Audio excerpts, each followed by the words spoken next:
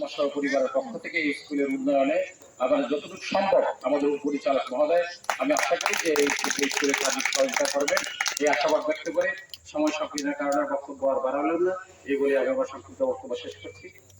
জয় বাংলা। ধন্যবাদ আমাদের ইতিবলি স্যারকে। ইতিমধ্যে আমাদের শ্রদ্ধাভাজন শিক্ষক আমার, যিনি আমাদের এইরকম টেবিল উঠে, এমনি তো নম্বর তারা আমি তো বেশি না, টেবিল উঠে যিনি বক্তব্য দিতেন, আজকে আমার সেই শ্রদ্ধ স্যার আনামা বজলুর রশিদ স্যারকে, আমার বেশটি খুলি স্যারকে আমি পড়িয়ে দিচ্ছি। আমার আর আপনার বেশ থাকতে পারে না স্যারের। আর এখন উপস্থাপন করে দাও।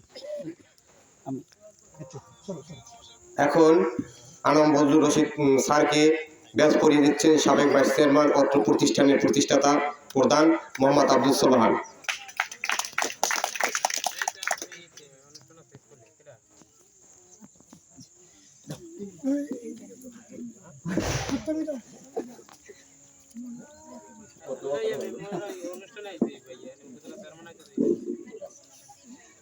ধন্যবাদ। আমি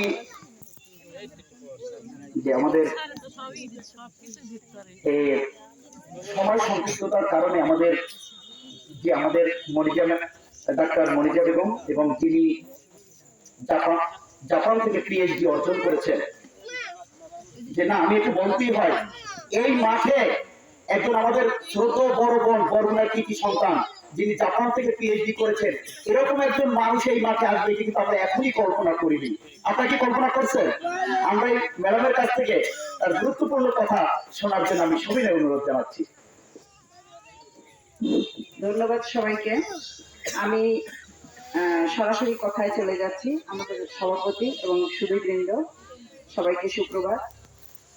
সরাসরি কথাটা হচ্ছে অটিস্টিক। আমি এই যে যারা গার্জেন আছেন এদেরকেই বলবো এবং আমাদের যারা এখানে স্থানীয় মুরব্বী আছেন সবাইকেই আমি একটু দুটো কথা বলবো। সেটা হচ্ছে অটিস্টিক নিয়ে বাংলাদেশে খুব এখন হইচই চলছে, কিন্তু বিষয়টা হচ্ছে যে যাতে অটিস্টিজম এই জিনিসটা আমাদের প্রডিউস না হয়, এখানে যারা আছে আমি দেখছি বেশিরভাগই জন্মগতভাবে অটিস্টিক, এবং এই জন্মগতভাবে যে অটিস্টিক এটা কিন্তু আপনারা ইচ্ছা করলে এটা দমন করতে পারতেন। আপনাদের জীবনযাত্রা, খাওয়া দাওয়া, পুষ্টির অভাবে মেনলি হয়। আরেকটা হচ্ছে যে কোনো জায়গায় আমাদেরকে ইচ্ছা মতো ওষুধ খাওয়া, দোকানে যান ওষুধ এনে খান, বাচ্চা যখন পেটে থাকে তখন উল্টাপাল্টা ওষুধ খেলে বাচ্চা অটিস্টিক হবে। খাওয়া দাওয়া পুষ্টিকর খাবার না হলে, আপনারা কেউ কি এখানে যারা গার্জেন আছেন মারা আমাকে বলেন তো সুষম খাদ্য কাকে বলে?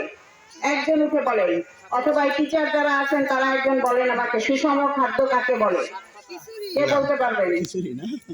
কে বলতে পারবেন? হাত তোলেন। সুষম খাদ্য কাকে বলে? যে খাবারে বিদ্যমান সকল গুণাগুণ বিদ্যমান থাকে, সব খাবারে 6টা খাবার উপাদান থাকে, এটা সুষম হবে না। সুষম কাকে বলে? পরিমাণ মতো থাকতে হবে। যেমন ধরেন আমার যে খাদ্য, আমার জন্য যে খাদ্যটা প্রয়োজন তার জন্য সেটা প্রয়োজন না অপ্রয়োজনীয়, অথবা সে যেটা খাবার খাবে ওইটা খেলে আমি অসুস্থ হয়ে যাব। এই জন্য আমাদের জানতে হবে যে কে কি খাবারটা খাবে, এবং এটা আমাদের মা বোনদের বেশি জানতে হবে, তারা কেউ ওই সম্বন্ধে কোনো জ্ঞানই রাখে না। ইভেন আমি দেখেছি MA পাস BA পাস করে তাদেরকে জিজ্ঞেস করলে, আমি একজন ডক্টর, আমার ওখানে সবাই আছে, জিজ্ঞেস করলে তারা বলতে পারে না। তো তারা কি করে?